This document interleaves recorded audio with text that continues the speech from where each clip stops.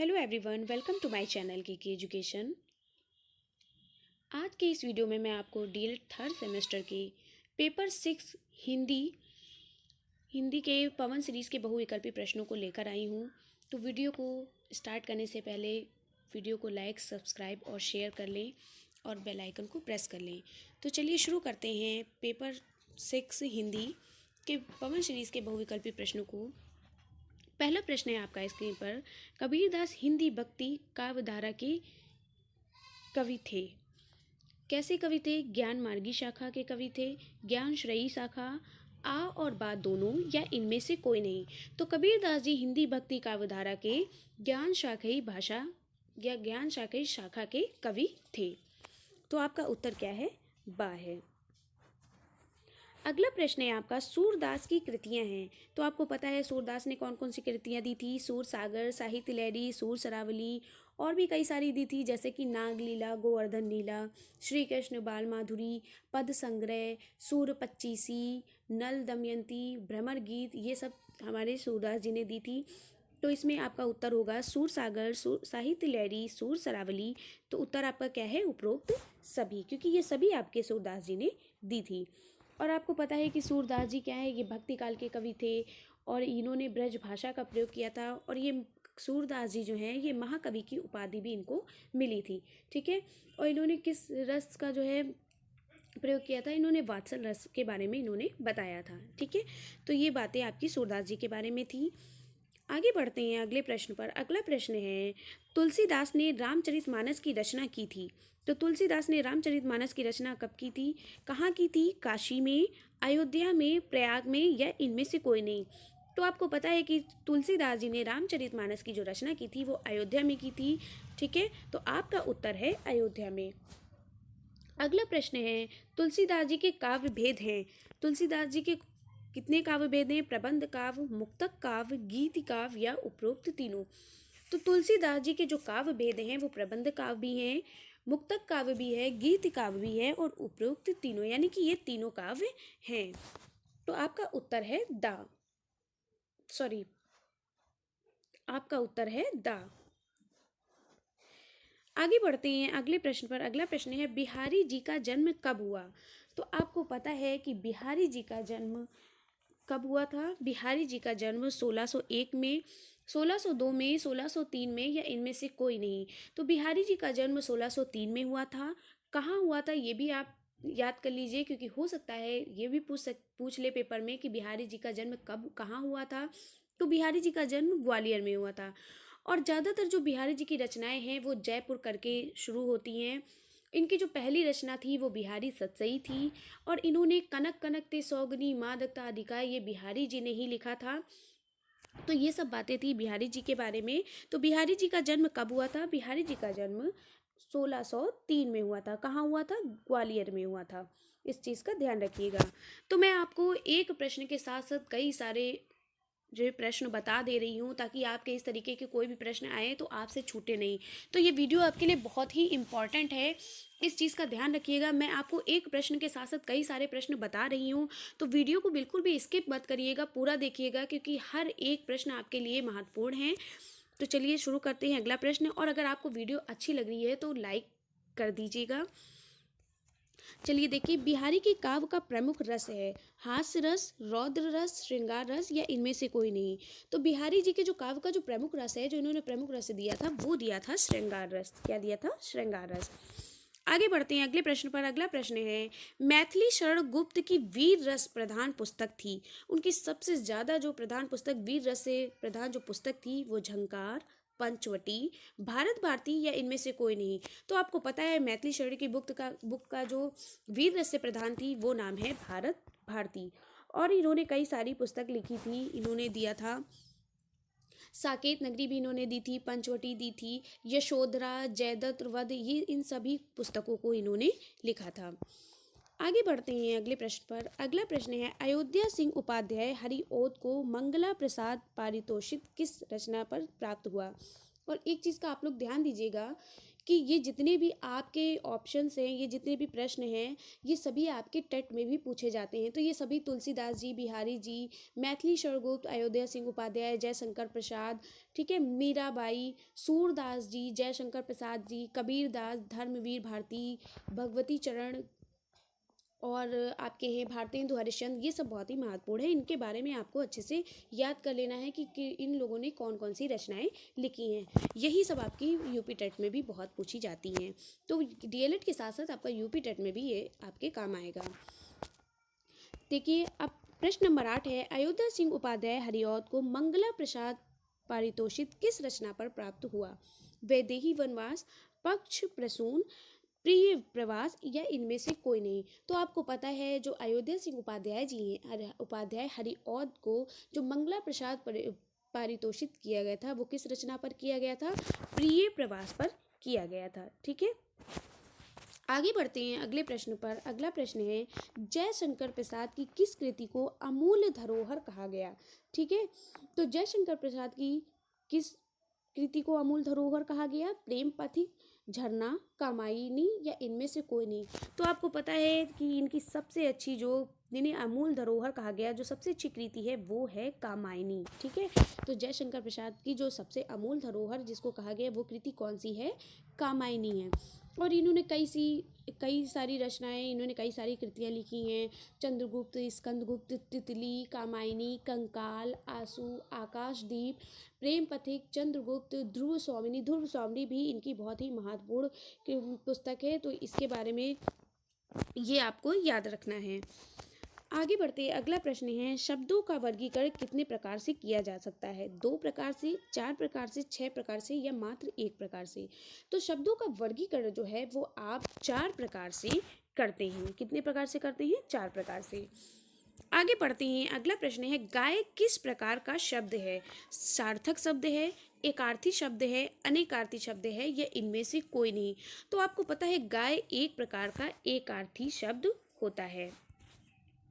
अगला है आपका, एक दिए गए विकल्पों में से अनेकार्थी शब्द की पहचान कीजिए। तो लोहा, कलम, हंस या इनमें से कोई नहीं।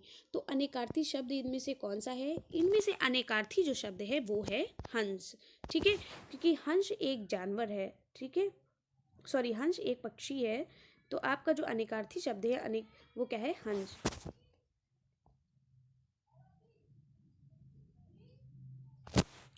सॉरी, लोहा, कलम और क्या कहा है? हंस। हंस आपका अनेकार्थी शब्द है जिसके अनेक अर्थ निकलते हैं। ठीक है, वो अनेकार्थी शब्द कहलाते हैं। आगे बढ़ते हैं, अगला प्रश्न है, निम्नलिखित वाक्यांश के लिए उपयुक्त शब्द का चुनाव कीजिए। तो जो प्रश्न 13 से लेकर जो आपके 23 तक जो आपके प्रश्न हैं इनके बारे में कहा गया है कि जो प्रश्न संख्या 13 से 23 निम्नलिखित वाक्यांश के लिए उपयुक्त शब्द का चुनाव कीजिए। जिसे देखा न जा सके वो क्या कहलाता है? अदृश्य, परोक्ष, गायब या इनमें से कोई नहीं। तो आपको पता है कि जिसे देखा ना, जैसे परोक्ष मतलब क्या होता है? परोक्ष मतलब होता है जिसे हम क्या करते हैं, जिसको हम जो हर चीज़ हमारे सामने नहीं होती है, ठीक है, जिसके बारे में हम कोई कल्पना करते हैं, वो परोक्ष कहलाती है। ठीक है, गायब क्या होती है? जो हमारे, ये भी एक तरीके से ये हो गया कि जो भी हमारे सामने चीज़ नहीं होती, गायब हो जाना वो। लेकिन ये कहा गया कि जिसको देखा ना जा सके। ठीक है, ठीक है, एक कल्पना आप सोच सकते हैं, आप देख रहे हैं। ठीक है, गायब देख रहे हैं मतलब प्रत्यक्ष रूप से देख रहे हैं। ठीक है, सॉरी, परोक्ष रूप से देख रहे हैं। कोई चीज़ आपके सामने गायब हो गई तो ऐसा नहीं है कि वो आपके पास वापस नहीं आ सकती है। लेकिन यहाँ पे कहा गया है जिसे देखा ना जा सके, तो वो क्या कहलाएगा? अदृश्य। जिसे हम देख नहीं सकते वो कहलाएगी अदृश्य। अगला प्रश्न है, जिसका अंत ना हो। समाप्ति, अनंत, तेजस्वी या इनमें से कोई नहीं। तो जिसका अंत ना हो यानी जिसका कभी भी अंत नहीं होता वो क्या कहलाता है? अनंत कहलाता है। ठीक है, आगे बढ़ते हैं अगले प्रश्न पर, जिसमें धैर्य ना हो। बलवान, अधीर, कमजोर या इनमें से कोई नहीं। तो जिसमें धैर्य ना हो वो क्या कहलाता है? वो कहलाता है अधीर। आगे बढ़ते हैं अगले प्रश्न पर। अगला प्रश्न है, जो उत्तर ना दे सके। तो निरुत्तर, मूर्ख, अज्ञानी, आ और बात दोनों। तो क्या जो उत्तर नहीं दे सकते वो मूर्ख कहलाते हैं, या जिन्हें ज्ञान नहीं होता वही उत्तर नहीं दे सकते? ऐसा नहीं है, जो उत्तर ना दे सके वो क्या कहलाते हैं? निरुत्तर। ठीक है, आगे बढ़ते हैं अगले प्रश्न पर। अपने पर बीती घटना, कहते हैं कि आप बीती, ठीक है, यात्रा वृतांत, आप बीती, आत्मकथा या इनमें से कोई नहीं। तो अपने पर बीती जो घटना होती है वो क्या कहलाती है? आप बीती कहलाती है, ठीक है। आगे बढ़ते हैं अगले प्रश्न पर। अगला प्रश्न है, जो ईश्वर में विश्वास रखता हो, नास्तिक, पुजारी, आस्तिक या इनमें से कोई नहीं। तो जो ईश्वर पे विश्वास रखता है वो क्या कहलाता है? आस्तिक कहलाता है, ठीक है। और अभी अगर आपसे ये पूछा जाता है कि जो ईश्वर में विश्वास नहीं रखता वो क्या कहलाता है? नास्तिक। तो यहाँ पे पूछा गया है जो ईश्वर में विश्वास रखता है तो वो क्या कहलाता है? आस्तिक। आगे बढ़ते हैं अगले प्रश्न पर। जिसका कोई आकार ना हो, निराकार, गोल, साकार या इनमें से कोई नहीं। तो जिसका कोई आकार ही नहीं होता वो क्या कहलाता है? निराकार कहलाता है। अगला प्रश्न है, जहाँ अनाथ रहते हो, अकेला, अनाथालय, होटल या इनमें से कोई नहीं। तो जहाँ अनाथ रहते हो, अनाथ के रहने का स्थान अनाथ आलय, ठीक है, तो क्या कहलाएगा? अनाथ आलय, जिसे हम अनाथ आलय कहते हैं। जो पढ़ा लिखा हो, विद्वान, शिक्षित, शिक्षक या इनमें से कोई नहीं। तो जो पढ़ा लिखा होता है उसे हम क्या कहते हैं? शिक्षित कहते हैं, ठीक है। आगे बढ़ते हैं अगले प्रश्न पर। जो कभी ना मरे, अलय, अमर, चिरंजीवी या इनमें से कोई नहीं। तो आपको पता है जो कभी ना मरे उसे हम क्या कहते हैं? अमर कहते हैं, ठीक है। यानी कि जो मर के भी हमारे हमारे जो है देश में, हमारे आसपास, यानी हम उनको याद रखते हैं हमेशा के लिए, तो वो क्या कहलाते हैं? अमर कहलाते हैं। जो काम करने में कठिन हो, दुष्कर, गलत काम, आ व बा दोनों या इनमें से कोई नहीं। तो जो काम करने में कठिन होता है वो गलत काम नहीं होता बल्कि वो क्या होता है? दुष्कर कहलाता है, ठीक है। अगला प्रश्न है, सोम का विलोम है, यानी सोम का उल्टा क्या होता है? मंगल, बुध, उग्र या इनमें से कोई नहीं। तो यहाँ पे सोम कहा गया, सोम का मतलब होता है, सोम का उल्टा होता है उग्र। क्या होता है? उग्र। आगे बढ़ते हैं अगले प्रश्न पर। अगला प्रश्न है, दिए जा रहे मुहावरे का क्या अर्थ है? काया पलट होना, यानी शोभा बढ़ाना, सुंदर दिखना या अत्यधिक परिवर्तन या इनमें से कोई नहीं। तो क्या होता है जब किसी की काया ही पलट जाती, कहते नहीं उसकी तो काया पलट गई, यानी कि बहुत ज़्यादा उसके अंदर परिवर्तन आ गया है, ठीक है। तो इसका उत्तर क्या होगा? अत्यधिक परिवर्तन। आगे बढ़ते हैं अगले प्रश्न पर। अगला प्रश्न है, ईद का चांद होना मुहावरे का क्या अर्थ है? पागल हो जाना, बहुत बोलना, अत्यधिक गुस्सा होना या बहुत दिनों बाद दिखना। तो आपको पता है कि ईद का चांद रोज तो दिखता नहीं है, कभी दिखता है, ठीक है, एक साल में एक बार दिखता है। तो ईद का चांद होना यानी कि बहुत दिनों बाद दिखाई देना। तो उत्तर है आपका दा। अगला प्रश्न है, घंटों पानी घड़ों पानी पड़ना मुहावरे का अर्थ है? बेशर्म होना, शर्मिंदा होना या अधिक नहा लेना या इनमें से कोई नहीं। तो घड़ों पानी पड़ना क्या कहलाता है? घड़ों पानी पड़ना यानी शर्मिंदा होना। अगला प्रश्न है आपका, दांत पीस कर रह जाना मुहावरे का क्या अर्थ है? क्रोध करके रह जाना, निश्चय करके रह जाना, सुनिश्चित कर लेना या इनमें से कोई नहीं। तो क्या होता है जब आप एकदम गुस्सा होते हैं, जब गुस्से में होते हैं तो क्या करते हैं? दांत पीस कर रह जाते हैं, ठीक है। तो इसे हम क्या कहते हैं? क्रोध करके रह जाना। अगला प्रश्न है, आप भला तो जग भला मुहावरे का क्या अर्थ है? अत्यधिक सम्मान पाना, अधिक सम्मान देना, स्वयं ठीक रहो, दुनिया ठीक रहेगी, इनमें से कोई नहीं। तो आपका उत्तर क्या होगा? आप भला तो जग भला, यानी कि अगर आप सही हैं तो दुनिया सही है, ठीक है। तो इसका उत्तर है स्वयं ठीक रहो तो दुनिया ठीक रहेगी। आगे बढ़ते हैं अगले प्रश्न पर। अगला प्रश्न है, साहित्य को ज्ञान की राशि का संचित कोश किसने बताया? बाबू गुलाब राय ने, रामचंद्र शुक्ल ने, श्याम सुंदर दास ने, प्रेमचंद ने। तो जो साहित्य को जो ज्ञान की राशि का जो संचित कोश जो बताया है वो रामचंद्र शुक्ल जी ने बताया है। आगे बढ़ते हैं अगले प्रश्न पर। अगला प्रश्न है, भाषाई कौशल नहीं है, गद्य, पठन, वाचन या लेखन।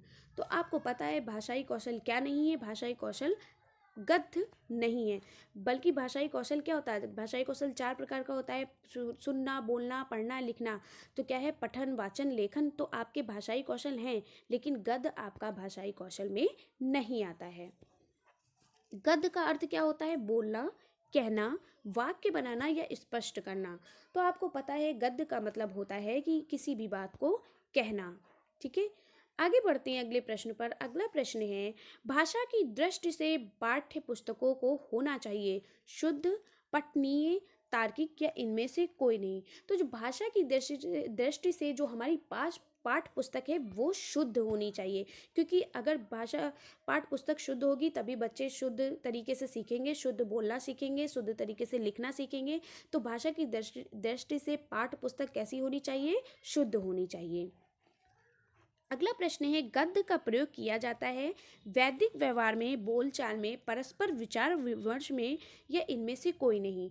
तो गद्य का जो प्रयोग किया जाता है वो किया जाता है वैदिक व्यवहार में, बोलचाल में, परस्पर विचार विमर्श से, इनमें से किसी से भी नहीं किया जाता है। ठीक है, आगे बढ़ते हैं अगले प्रश्न पर। अगला प्रश्न है, रचना का अर्थ है सजाना, बनाना, क्रमबद्ध करके प्रस्तुत करना या इनमें से कोई नहीं। तो रचना का मतलब क्या होता है? रचना का मतलब होता है क्रमबद्ध तरीके से किसी भी बात को प्रस्तुत करना। ठीक है, तो आपका उत्तर होगा क्रमबद्ध करके प्रस्तुत करना, यानी सही ढंग से, सही तरीके से किसी भी बात को प्रस्तुत करना।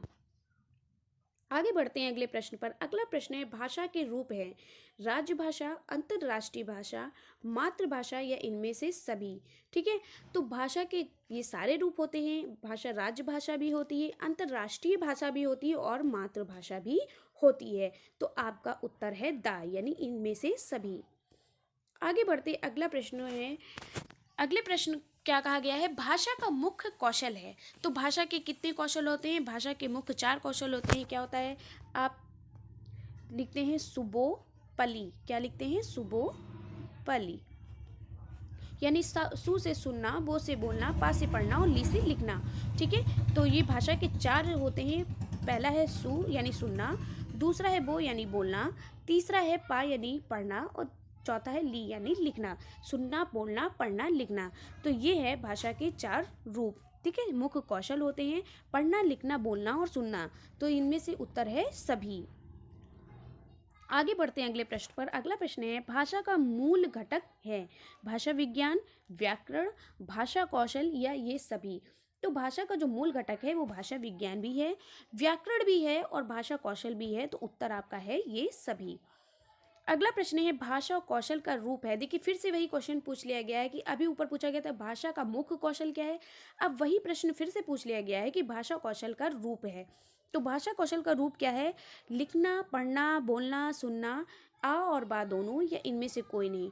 तो आपका उत्तर होगा आ और बा दोनों। भाषा के मुख्य तत्व हैं संकेत, ध्वनि, चिन्ह या उपरोक्त सभी।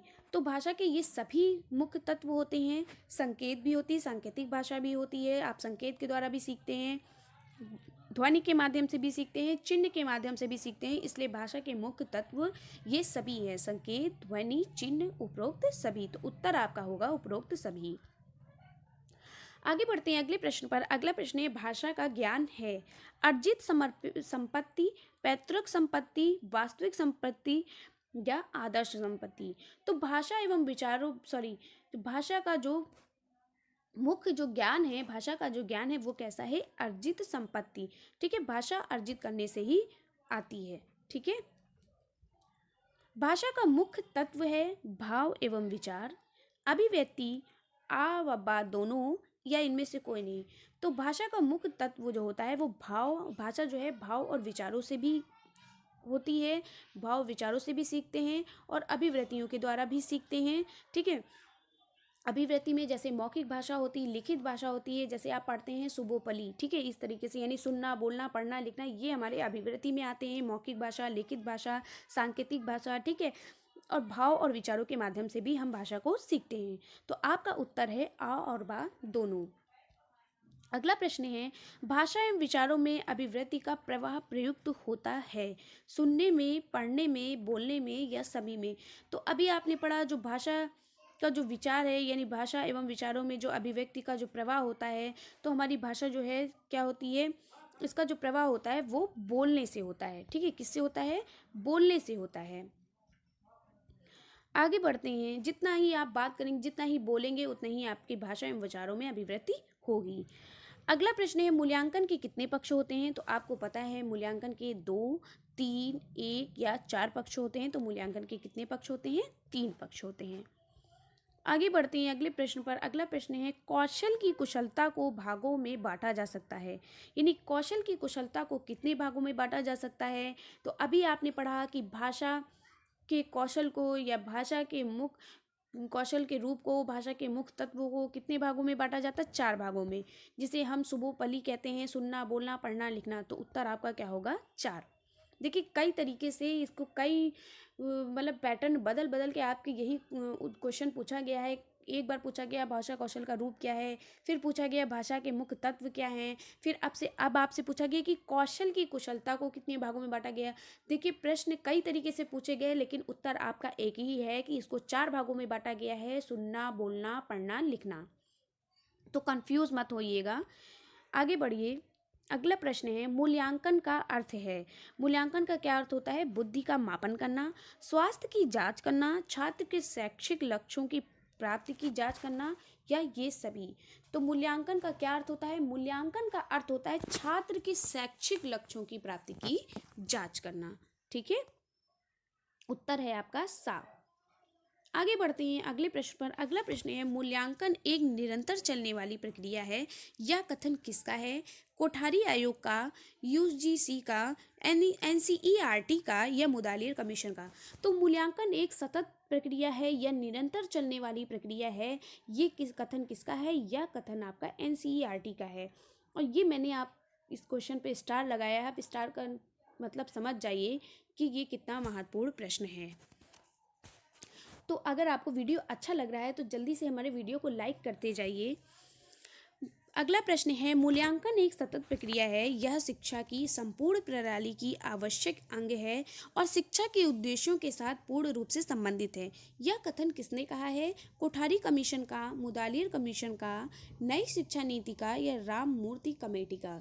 तो यह कथन जो आपका है ये कोठारी कमीशन का है। कोठारी कमीशन ने कहा है कि मूल्यांकन एक सतत प्रक्रिया है। सतत मतलब निरंतर चलने वाली प्रक्रिया है। यह शिक्षा की सभी प्रणाली की का एक महत्वपूर्ण अंग है, एक आवश्यक अंग है, और शिक्षा के उद्देश्यों के साथ साथ ये पूर्ण रूप से संबंधित भी है। तो यह कथन किसका है? यह कथन है कोठारी कमीशन का। आगे बढ़ते हैं अगले प्रश्न पर। अगला प्रश्न है, मूल्यांकन के अंतर्गत व्यक्ति या समाज या दोनों की दृष्टि से जो अच्छा है अथवा वांछनीय है उसे मानकर चला जाता है। यह कथन किसका है?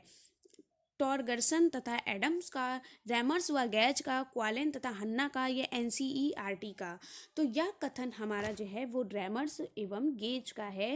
रैमर्स एवं गेज ने कहा है कि मूल्यांकन के अंतर्गत वे सभी व्यक्ति या वो समाज या वो दोनों ही व्यक्ति और समाज दोनों की दृष्टि से जो भी अच्छा है, जो भी वांछनीय है, उसे ही मानकर चला जाता है।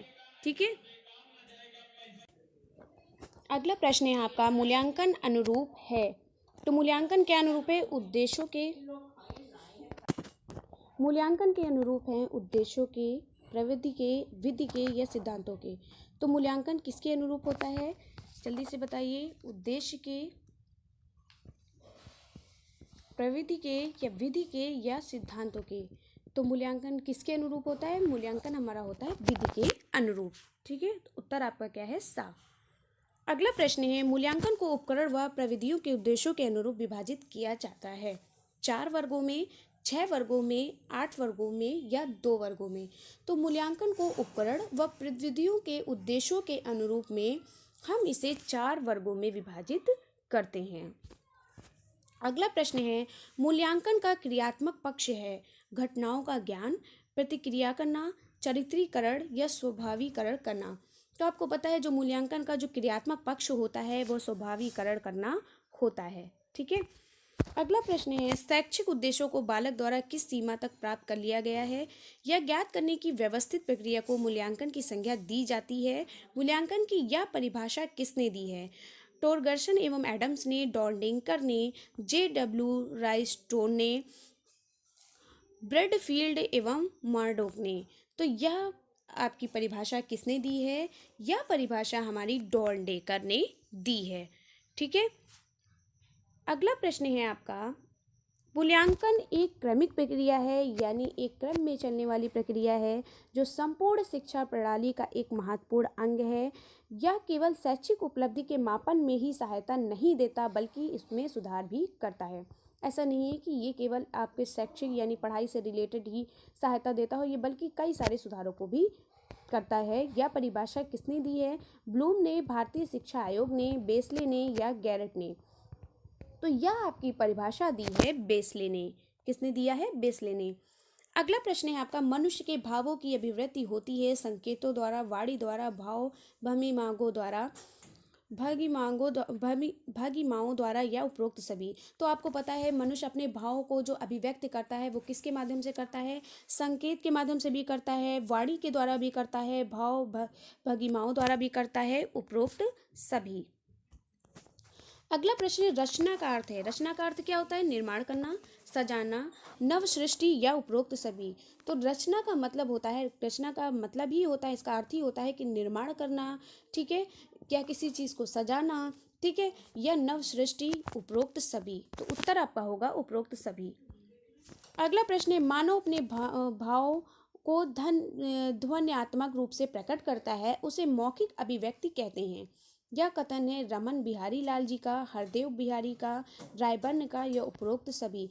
तो मानव अपने भावों को ध्वन्यात्मक रूप से प्रकट करता है, उसे मौखिक अभिव्यक्ति कहते हैं, ये रमन बिहारी लाल जी ने कहा है। अगला प्रश्न है, मौखिक अभिव्यक्ति में नहीं आता है वार्तालाप, भाषण, पत्र लेखन या कविता लेखन।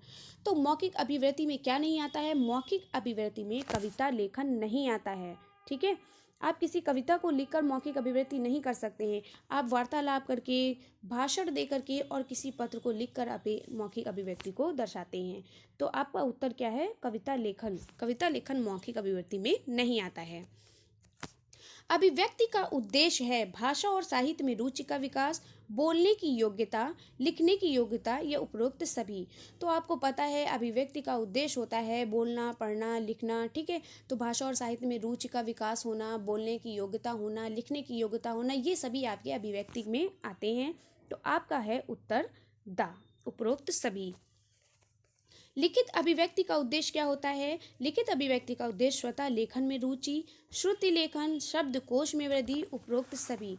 तो आपको पता है लिखित अभिव्यक्ति का उद्देश्य होता है स्वतः लेखन में रुचि लेना, श्रुति लेखन, ठीक है, शब्दकोश में वृद्धि, ये सभी आपके लिखित अभिव्यक्ति में आते हैं। ये लिखित अभिव्यक्ति के उद्देश्य होते हैं। तो उत्तर है आपका द। देखिए ये 2016 में आया है, इसको ध्यान रखिएगा, ये आपके लिए बहुत ही महत्वपूर्ण है क्योंकि आपके ज़्यादातर क्वेश्चन जो होते हैं वो प्रीवियस से ही आते हैं। कबीर के सूफी गुरु कौन थे? देखिए कितना अच्छा प्रश्न पूछा गया है। शेख तकी, अब्दुल समद, मोहम्मद गौस और रहमान। तो कबीर के सूफी गुरु कौन थे? कबीर के सूफी गुरु जो थे वो थे शेख तकी। आगे बढ़ते हैं। क्या भूलूं क्या याद करूं की विद्या है? संस्मरण, कहानी, आत्मकथा, यात्रा या वृतांत। तो क्या भूलूं और क्या याद करूं ये एक प्रकार की आत्मकथा है, ठीक है। क्या है? क्या भूलूं और क्या याद करूं क्या है? एक प्रकार की आत्मकथा है, ठीक है। आगे बढ़ते हैं अगले प्रश्न पर। अगला प्रश्न है, मुंशी प्रेमचंद की वह रचना जो अधूरी रह गई थी। तो मुंशी प्रेमचंद की वह रचना कौन सी है? मंगलसूत्र, करबला, रंगभूमि, कर्मभूमि। तो मुंशी प्रेमचंद की कौन सी ऐसी रचना है जो अधूरी रह गई थी? मुंशी प्रेमचंद की, जल्दी से बताइए कौन सी ऐसी रचना है जो अधूरी रह गई थी? तो मुंशी प्रेमचंद की मंगलसूत्र ऐसी रचना है जो अधूरी रह गई थी, ठीक है। कौन सी रचना अधूरी रह गई थी? मंगलसूत्र।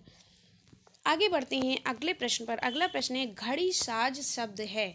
घड़ी साज शब्द का मतलब क्या होता है? देशज शब्द, संकर शब्द, बिहारी शब्द, विकारी शब्द या रूढ़ शब्द। तो घड़ी साज शब्द जो है वो आपका कैसा शब्द है? घड़ी साज शब्द आपका संकर शब्द है, ठीक है। घड़ी प्लस साज से मिलकर बना है, ये दो शब्दों से मिलकर बना है। जो शब्द दो शब्दों से मिलकर बने होते हैं उन्हें हम संकर शब्द कहते हैं। तो घड़ी और साज दो शब्दों से मिलकर बना है, घड़ी प्लस साज से मिलकर बना है, तो ये क्या आपका कहलाया? संकर शब्द कहलाया, ठीक है। तो इसलिए ये आपका उत्तर क्या होगा? संकर शब्द, ठीक है। घड़ी साज कैसा शब्द है? संकर शब्द है क्योंकि ये दो शब्दों से मिलकर बना है। अगला प्रश्न है, रसाल पर्यायवाची शब्द है। रसाल का पर्यायवाची शब्द क्या है? कोयल का, पान का, आम का या सगे भाई का। तो रसाल पर्यायवाची शब्द किसका है? रसाल पर्यायवाची शब्द है आम का। आम में रस होता है, ठीक है, तो आम में ही आपका रस पाया जाता है, तो क्या कहते हैं, रसाल। आम को हम क्या कहते हैं, आम को हम रसाल भी कहते हैं। अगला प्रश्न है, प्राथमिक स्तर पर बच्चों में भाषा का विकास किया जाना चाहिए वर्णमाला के द्वारा, लेखन के द्वारा, वार्तालाप के द्वारा या सुलेख के द्वारा। तो एक प्राथमिक स्तर पर जब बच्चा आता है तो उसे उसमें भाषा का विकास किस तरीके से किया जाना चाहिए, उसमें भाषा का विकास सबसे पहले वर्णमाला के द्वारा किया जाना चाहिए। सबसे पहले उसे वर्णमाला के अक्षरों को, वर्णमाला को सिखाना चाहिए, उसके बाद धीरे धीरे भाषा का क्या करना चाहिए, विकास करना चाहिए। आगे देखिए, अगला प्रश्न है, रात्रि का पर्याय नहीं है, यानी रात्रि का पर्यायवाची क्या नहीं है, यामिनी, विभावरी, रैन, सैदामिनी। तो रात का पर्यायवाची क्या क्या होता है, रात का पर्यायवाची होता है यामिनी, विभावरी, रैन, ठीक है, लेकिन क्या नहीं होता है ये पूछा गया है, तो आपका होता है सैदामिनी, नहीं होता है। अब विमुख का विपरीतार्थी शब्द पूछा है, यानी विपरीतार्थी का मतलब होता है विलोम शब्द। आपसे क्या पूछा है, विलोम शब्द पूछा है। तो विमुख का विपरीतार्थी शब्द क्या होगा, विमुख का विपरीतार्थी शब्द है अमुख, अनमुख, सुमुख या निर्मुख। तो विमुख का विपरीतार्थी शब्द क्या है, उन्मुख। क्या है विमुख का, उन्मुख। आंखें खुलना मुहावरे का अर्थ है आंख से दिखना, जल्दी से उठना, होश में आना या समय पर जागना। तो आंखें खुलना, आंखें खुलने का मुहावरा क्या होगा, आंखें खुलने का मुहावरा है होश में आ जाना। कहते नहीं अब उनकी आंखें खुल गई, ठीक है, तो क्या होता है, होश में आ जाना। अगला शब्द है अत्यधिक शब्द में प्रयुक्त उपसर्ग है अत, अत, अति या आ। तो आपको पता है अत्यधिक में उपसर्ग क्या होता है, अति प्लस अधिक। अति प्लस अधिक से मिलकर क्या बनता है, अत्यधिक बनता है, ठीक है। अति प्लस अधिक से मिलकर अत्यधिक बनता है, तो अत्यधिक का उपसर्ग क्या होगा, अति। क्या होगा, अति। अगला प्रश्न है, निम्नलिखित में से सभी शब्द समूह बादल के पर्यायवाची शब्द हैं, यानी कौन सा ऐसा समूह है जो जिसमें इस बादल के सारे पर्यायवाची बताए गए हैं, जलज, नीरज, अम्बुज, जलद, नीरद, अम्बुद, जलधि, नीरदि, जलज, मेघ, घन, वारिद। तो आप बताइए जल्दी से कि बादल का ऐसा कौन सा इसमें समूह है जिसमें बादल के सारे पर्यायवाची बताए गए हैं। तो आपका कौन सा है, मेघ, घन, वारिद, ये आपका क्या है, आपका बादल का पर्यायवाची है। कबीरदास जी किस काव्यधारा के कवि हैं, प्रेम मार्गी, ज्ञान मार्गी, कृष्ण मार्गी या राम मार्गी। तो कबीरदास जी किस काव्यधारा के कवि थे, कबीरदास जी हमारे ज्ञान मार्गी धारा के कवि थे। गोदान के लेखक कौन हैं, महावीर प्रसाद द्विवेदी जी, श्याम सुंदर दास जी और आचार्य रामचंद्र शुक्ल जी और मुंशी प्रेमचंद जी। तो गोदान किसने लिखी है, गोदान हमारे मुंशी प्रेमचंद जी ने लिखी है। इनकी कई सारी महत्वपूर्ण रचनाएं हैं, गोदान, गबन, करभूमि, रंगभूमि, सेवा सदन, प्रेम वरदान, निर्मला, प्रतिज्ञा, मंगलसूत्र इनका अधूरा रह गया था, ठीक है। तो ये सब इन्होंने क्या लिखी हैं, गोदान जो है वो किस लेखक का है, मुंशी प्रेमचंद जी का है। अगला प्रश्न है आपका, आम के आम गुठलियों के दाम का अर्थ है चतुर व्यापारी बनना, नकली वस्तु देना, दोहरा मुनाफा, मनमानी करना। तो आम के आम और गुठलियों के दाम का अर्थ होता है दोहरा मुनाफा। आम के आम और गुठलियों के दाम, ठीक है, क्या हुआ, दोहरा मुनाफा हुआ इनको। किसी के प्रति उदारता एवं कृपा पूर्वक किया जाने वाला व्यवहार को हम क्या कहते हैं, अवग्रह, अनुग्रह, विग्रह या निग्रह। तो किसी के प्रति उदारता एवं कृपा पूर्वक किया जाने वाला व्यवहार क्या कहलाता है, अनुग्रह कहलाता है, ठीक है। तो कैसा लगा वीडियो, कमेंट्स बॉक्स में ज़रूर बताइएगा। और जिन्होंने मेरे चैनल को लाइक सब्सक्राइब नहीं किया है वो हमारे चैनल को लाइक सब्सक्राइब और शेयर कर ले, ज़्यादा से ज़्यादा अपने फ्रेंड्स में शेयर करें। मिलते हैं नेक्स्ट वीडियो में, तब तक के लिए बाय बाय, टेक केयर।